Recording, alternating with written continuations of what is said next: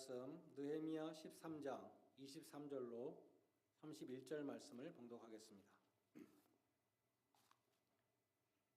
느헤미야 13장 23절로 마지막 절 31절까지 봉독합니다. 그때 내가 또 본즉 유다 사람이 아스돗과 암몬과 모압 여인을 맞아 아내로 삼았는데 그들의 자녀가 아스돗 방언을 절반쯤은 하여도 유다 방언은 못하니 그 하는 말이 각 족속의 방언이므로 내가 그들을 책망하고 저주하며 그들 중에 몇 사람을 때리고 그들의 머리털을 뽑고 이르되 너희는 너희 딸들을 그들의 아들들에게 주지 말고 너희 아들들이나 너희를 위하여 그들의 딸을 데려오지 아니하겠다고 하나님을 가리켜 맹세하라 하고 또 이르기를 옛적에 이스라엘 왕 솔로몬이 이 일로 범죄하지 아니하였느냐. 그는 많은 나라 중에 비길 왕이 없이 하나님의 사랑을 입은 자라. 하나님이 그를 왕으로 삼아 온 이스라엘을 다스리게 하셨으나 이방 여인이 그를 범죄하게 하였나니 너희가 이방 여인을 아내로 맞아 이 모든 큰 악을 행하여 우리 하나님께 범죄하는 것을 우리가 어찌 용납하겠느냐. 대제사장 엘리야십의 손자 요야다의 아들 하나가 호론 사람 산발랏의 사이가 되었으므로 내가 쫓아내어 나를 떠나게 하였느니라. 내 하나님이여 그들이 제사장의 직분을 더럽히고 제사장의 직분과 레위 사람에 대한 언약을 어겼사오니 그들을 기억하옵소서. 내가 이와 같이 그들에게 이방 사람을 떠나게 하여 그들을 깨끗하게 하고 또 제사장과 레위 사람의 반열을 세워 각각 자기의 일을 맡게 하고 또 정한 기한에 나무와 처음 익은 것을 드리게 하였사오니 내 하나님이여 나를 기억하사 복을 주옵소서. 아멘. 우리 느헤미야 강해를 오늘 이제 마치게 되었는데 공교롭게도 마지막에 자녀들의 교육에 대한 이 말씀이 나오고 있습니다. 이스라엘 백성들이 10장 30절에서 하나님 앞에 서약할 때 이런 서약을 했습니다. 우리의 딸들을 이 땅 백성에게 주지 아니하고 우리의 아들들을 위하여 그들의 딸을 데려오지 않겠다. 이방인들과 혼인함으로 가정을 우상 숭배로 더럽히지 않겠다고 서약을 했습니다. 그러나 그들은 서약을 지키지 않았습니다. 느헤미야가 예루살렘에 돌아와 보니까 유다 사람이 아스돗 사람과 암몬 사람, 모압 여인 등을 아내로 삼았는데 그들의 자녀들이 이방인의 언어는 말할 줄 알았지만 자기들의 모국어인 히브리어는 말하지 못하고 있었던 것입니다. 자녀들이 이스라엘의 언어를 모르면 어떻게 율법을 읽을 수 있으며 어떻게 히브리어로 진행되는 예배에 참여할 수가 있겠습니까? 느헤미야는 이방인과 결혼한 유대인들에게 솔로몬을 실례로 들어서 경고합니다. 옛적에 이스라엘 왕 솔로몬이 이 일로 범죄하지 않았느냐. 그는 많은 나라 중에 비길 왕이 없이 하나님의 사랑을 받은 자라. 하나님이 그를 왕으로 삼아 이스라엘을 다스리게 하셨으나 이방 여인이 그를 범죄하게 하였다. 그처럼 하나님의 사랑을 입은 솔로몬, 그처럼 하나님의 큰 축복을 받은 솔로몬도 이방 여인들과 결혼함으로 우상 숭배에 빠지게 되었다는 것입니다. 열왕기상 11장 5절에 보면 솔로몬이 시돈 사람의 여신 아스다롯을 따르고 암몬 사람의 가증한 밀곰을 따랐다고 했습니다. 이어서 7절에 보면 솔로몬이 모압의 가증한 그모스를 위하여 예루살렘 앞산에 산당을 지었고 또 암몬 사람의 가증한 몰록을 위하여 그와 같이 하였다고 기록되어 있습니다. 결국 솔로몬 이후에 이스라엘은 남북으로 분열되고 멸망을 초래하게 되었습니다. 다윗 혈통을 이은 남유다의 첫 번째 왕 르호보암도 솔로몬과 암몬 여인 나아마 사이에 태어난 자식이었습니다. 성경에서 솔로몬처럼 그렇게 훌륭하면서도 자식들을 신앙으로 교육하지 못한 왕이 또 한 사람이 있는데 히스기야라는 사람입니다. 히스기야 왕은 남유다 왕들 중에 선한 왕으로 평가받는 인물입니다. 열왕기상 18장 3절로 7절은 이렇게 말씀합니다.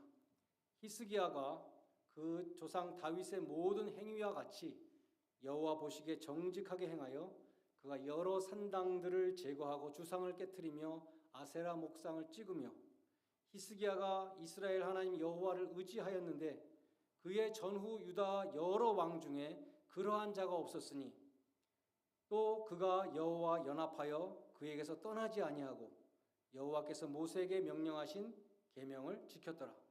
여호와께서 그와 함께 하심에 그가 어디로 가든지 형통하였더라. 굉장히 복을 많이 받은 왕이었고, 또 하나님은 특별히 히스기야가 인생의 위기에 기도할 때마다 그의 기도를 잘 들어주셨습니다. 히스기야가 즉위한 지 6년 만에 북이스라엘은 아수르에 멸망당했습니다. 이 아수르는 남유다도 여러 번 침략했습니다. 열왕기상 19장과 이사야 37장에 보면 히스기야가 다스리던 남유다가 아수르의 침공을 받고 이스라엘 사람들이 예루살렘이 곧 이제 함락될 위기에 처했습니다. 이때 아수르 군대 장관 랍사게가 이스라엘 사람들이 다 알아듣는 유다 방언으로 여호와를 의뢰하지 말라, 히스기야를 믿지 말라 이렇게 막 외치면서 심리전을 펼치고 있었습니다. 히스기야 왕으로서는 앞이 캄캄했습니다. 그들은 또한 협박 편지를 보내서 빨리 항복하라고 협박했습니다. 히스기야는 그 편지를 들고 여호와의 전에 올라가서 그 글을 여호와 앞에 펴놓고 기도했습니다. 하나님, 이 편지를 보십시오. 어떻게 하면 좋겠습니까? 히스기야가 하나님의 도움을 구했습니다. 우리 하나님이 여호와여, 원컨대 이제 우리를 그들의 손에서 구원하여 주옵소서. 그리하시면 천하 만국이 주 여호와는 홀로 하나님이신 줄 알 것입니다. 그랬더니 어떤 일이 일어났습니까? 히스기야가 성전에서 마음을 찢고 간절히 기도할 때 하나님이 응답하셨습니다. 내가 네 기도하는 것을 들었노라. 여호와의 사자가 한밤중에 아수르 군대를 쳐서 18만 5천 명이 송장이 되었습니다. 히스기야 왕은 하나님께 기도함으로 무릎을 꿇음으로 승리했습니다. 하나님이 히스기야의 기도를 또 들어주신 유명한 일화가 있습니다. 열왕기하 20장과 이사야자 38장에도 보면 히스기야가 병들어 죽게 되었습니다. 이사야 선지자가 와서 히스기야에게 하나님의 말씀을 전합니다. 네가 죽고 살지 못할 것이다. 히스기야가 벽을 바라보며 통곡하고 기도했습니다.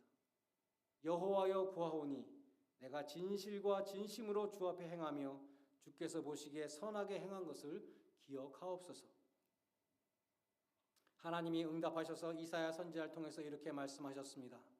내가 네 기도를 들었고 내 눈물을 보았노라. 내가 너를 낫게 하리니 네가 3일 만에 여호와의 성전에 올라가겠고 네가 너의 수명을 15년을 더할 것이며 내가 너와 이 성을 아수르 왕의 손에서 구원하고 이 성을 보호하리라. 히스기야는 이사야 선지자에게 하나님이 자기를 고쳐주셨다는 사인을 달라고 합니다. 하나님이 그러자 해 그림자가 뒤로 10도 물러가는 놀라운 이적을 보여주셨습니다. 그 놀라운 이적의 소식이 바벨론까지 퍼져서 바벨론 왕이 히스기야에게 병문안 사절을 보냈습니다. 역대하 32장 31절에 보면 바벨론 방백들이 히스기야에게 사신을 보내어 그 땅에서 일어난 이적을 물었다고 했습니다. 바벨론은 신흥 강국이었습니다. 장차 아수르를 멸망시키고 세계를 지배할 나라였습니다. 아수르의 침공에 시달리고 있었던 히스기야는 바벨론과 손을 잡고 싶었습니다. 자신의 부귀영화, 왕궁과 보물고와 무기고와 창고를 다 보여줬습니다. 이사야 선지자가 히스기야에게 와서 말합니다. 당신의 나라는 이제 바벨론에게 멸망을 당할 것입니다. 아수르로부터 하나님이 지켜주셨을지 모르지만 당신이 바벨론에게 다 보여줬으니까 바벨론에게 멸망당하고 포로로 잡혀가게 될 것이라고 전해주었습니다. 히스기야는 바벨론 사람들에게 하나님의 그 놀라우신 이적에 대해서, 그 은혜에 대해서 간증을 했어야 됩니다. 하나님이 내 병을 고쳐주셨고 해가 10도 뒤로 물러가는 그 놀라운 이적을 보여주셨다고 하나님을 찬양해야 했습니다. 그러나 그는 하나님을 자랑하는 대신에 자기 자랑을 하고 말았습니다. 히스기야는 하나님이 덤으로 주신 그 15년 동안에 므낫세라는 아들을 얻었습니다. 그런데 역대하 33장에 보면 히스기야의 아들 므낫세에 대해서 이렇게 기록되어 있습니다. 그의 부친 히스기야가 헐어버린 산당을 다시 세우며 바알들을 위하여 단을 쌓으며 아세라 목상을 만들며 하늘의 1월 성신을 숭배하며 섬기고 여호와께서 이르시기를 내가 내 이름을 이곳에 영영히 두리라 하신 여호와의 전에 1월 성신을 위하여 단을 쌓고 흰놈의 아들 골짜기에서 그 아들들을 불 가운데 지나게 하며 또 점치고 사슬과 요술을 행하며 신접한 자와 박수를 신임하여 여호와 보시기에 악을 많이 행하여 그 진노를 격발하였으며 또 자기가 만든 아로 새긴 목상을 하나님의 전에 세웠더라. 무슨 말입니까? 므낫세는 아버지 히스기야가 헐어버린 산당과 바알의 단을 다시 세우고 하나님을 예배하는 그 성전에 1월 성신을 섬기는 단을 세우고 심지어 자기 손으로 깎아 만든 우상들을 하나님의 전에 세웠다는 것입니다. 히스기야는 우상을 무너뜨리는 위대한 종교 개혁을 일으킨 인물이었지만 정작 자기 아들에게는 신앙을 물려주지 못해서 하나님을 심히 욕되게 했을 뿐만 아니라 온 나라와 민족을 망치는 중대한 역할을 하게 되었습니다. 히스기야는 왜 자식 교육에 신앙 교육에 실패했는가? 역대하 32장 24절로 25절에 이렇게 기록되어 있습니다. 그때 히스기야가 병들어 죽게 된 고로 여호와께 기도하매 여호와께서 그에게 대답하시고 또 이적을 보이셨으나 히스기야가 마음이 교만하여 그 받은 은혜에 보답하지 아니하므로 진노가 저와 유다 예루살렘에 임하게 되었더라. 히스기야가 얼마나 큰 은혜를 입었습니까? 기도함으로 수명을 15년 연장받았고 기도함으로 아수르의 군대 침입으로부터도 구원을 받았습니다. 그러나 히스기야는 병도 낳고 이적도 체험한 다음에 마음이 교만해져서 하나님의 은혜에 보답지 않았다는 것입니다. 므낫세라는 아들은 히스기야가 15년 생명 연장을 받은 다음에 낳은 아들입니다. 다시 말해서 그 아들은 아버지의 종교 개혁을 보고 자란 것이 아니라 하나님 앞에 교만한 아버지의 모습을 보며 자랐습니다. 히스기야는 하나님의 은혜를 크게 입은 후에 오히려 교만해져서 아들 므낫세에게 믿음의 본을 보여주지 못했습니다. 히스기야는 므낫세를 낳은 후에 그를 믿음의 아들로 키우지 못했습니다. 본인이 영적으로 바로 서 있지 못했기 때문입니다. 그러므로 얼마나 오래 사는가? 15년을 오래 살아서 결국 나온 게 므낫세라는 아들이었다는 것이죠. 얼마나 오래 사는 것이 중요한 것이 아니라 하나님이 은혜로 주신 시간에 얼마나 하나님의 영광을 위해서 하나님의 뜻을 드러내며 사는가, 그것이 중요합니다. 콘티티가 중요한 것이 아니라 퀄리티가 중요하다는 것입니다. 여러분이 얼마나 하나님의 은혜를 입었는가 생각해 보시기 바랍니다. 하나님이 주신 그 모든 은혜들 때문에 이렇게 편안하게 살게 해주신 그 은혜 때문에 오히려 교만해지는 것이 아니라 하나님의 은혜에 감사하고 보답함으로 자녀들에게 믿음의 본을 보이시기 바랍니다. 오늘 본문에서 보는 것처럼 가정에서 엄마의 역할이 굉장히 중요합니다. 대개 이 자녀들은 엄마와 시간을 많이 보내기 때문에 자녀들이 엄마의 방식을 받아들이고 또 엄마의 라이프 스타일을 본받게 되고 엄마의 신앙도 따르게 됩니다. 그리고 당연히 엄마가 하는 말을 그 언어를 쓰게 됩니다. 우리 마더텅이라는 말이 있잖아요. 엄마가 쓰는 말을 쓴다는 것입니다. 그래서 엄마가 이방인이면 그 자녀가 히브리어를 말하는 게 아니라 오히려 그 이방인들의 언어를 말하게 되었다는 것입니다.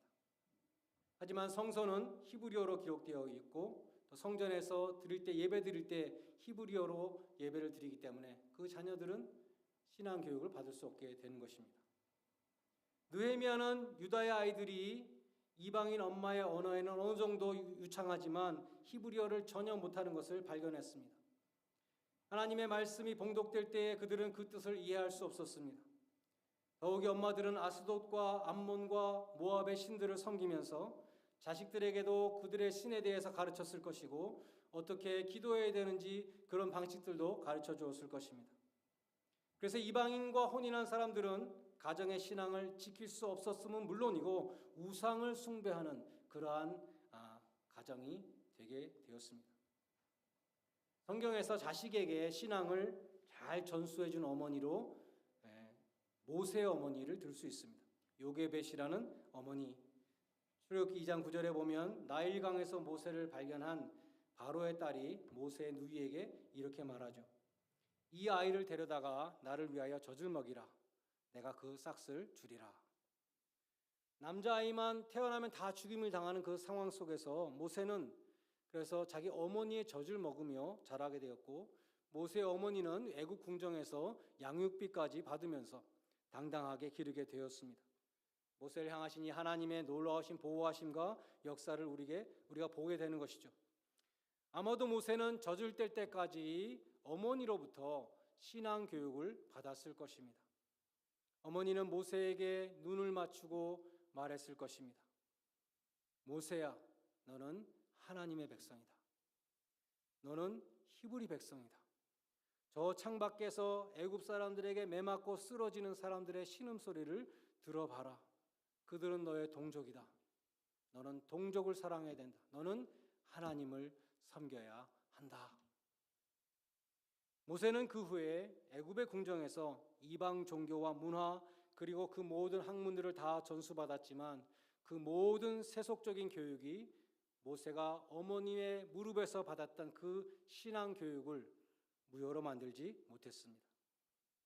애굽의 세상 교육이 아무리 철저했다 하더라도 젖먹이 모세가 어머니에게서 전수받은 그 하나님과 민족을 빼앗을 수 없었습니다. 우리말에도 3살 버릇이 8가지 간다는 말이 있습니다. 잠언 22장 6절에 보면 마땅히 행할 일을 아이에게 가르치라. 그리하면 늙어서도 그것을 떠나지 아니하리라고 말씀합니다. 부모가 자식에게 남길 수 있는 가장 귀한 유산은 신앙입니다. 모세 시대 못지않게 우리 자녀들은 무신론적인 이 세상 교육과 하나님을 거역하는 세상 문화에 노출되어 있습니다.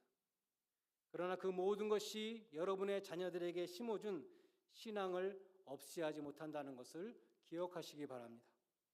여러분의 자녀가 여러분의 품속에 있을 때, 여러분의 손이 미치는 곳에 있을 때에 그들에게 하나님의 말씀과 눈물의 기도로 양육하시기 바랍니다. 그리고 떠나보낼 시간이 되었을 때는 하나님께 의탁하는 마음으로 떠나보내시기를 바랍니다. 하나님이 모세를 지켜주셨던 것처럼 여러분의 자녀도 지켜주시기를 주님의 이름으로 간절히 축원드립니다. 기도하겠습니다. 하나님, 모세의 부모는 하나님이 맡겨주신 그 아들을 믿음으로 양육하는 청지기의 직분을 잘 감당했기 때문에 모세가 애굽의 그 모든 이방 문화 속에서도 믿음을 지킬 수 있는 것을 우리가 상고했습니다. 우리도 자녀들에게 신앙의 유산을 전수시키는 그 책임을 다하게 하여 주시옵소서. 그리할 때에 하나님께서 저희들의 자녀들도 믿음 안에서 지켜주실 것을 믿습니다. 우리들도 모세의 부모와 같이 자녀들을 믿음으로 양육하는 믿음의 부모들이 되게 하여 주시옵소서. 예수님의 이름으로 기도드리옵나이다. 아멘. 570장 찬송 부르시면서 헌금하는 순서를 갖겠습니다.